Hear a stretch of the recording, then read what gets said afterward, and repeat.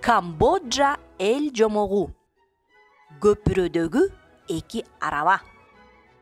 Көркөм окугандар О Шакир менен Назгүл Бейшеге. Араба түрткөн эки адам бетме-бет чыгат. бири майрамга, бири жакшы көргөн жолдошуна шашып бараткан экен. Экөө анан тар көпүрөдөн бирине-бири жол бошоткулары келбейт. Жол талашкан экөө эпке келише албай сотко кайрылат.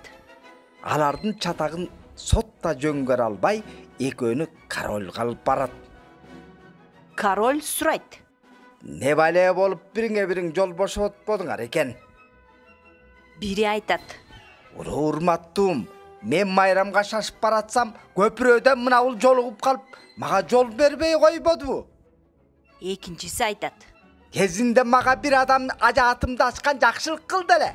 Эми ал кыйын күнгө тушукканын угуп, ошого жардам кылууга шашып бараткамын.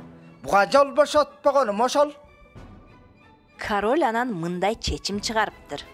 Эмиңер майрамга шашып бараткан болсоңор, ошонуңар ажаат ачкан адамга жардам кылууга шашкан адамдын чыгымын төлөп берсин. Кыргызчалаган О Шакир.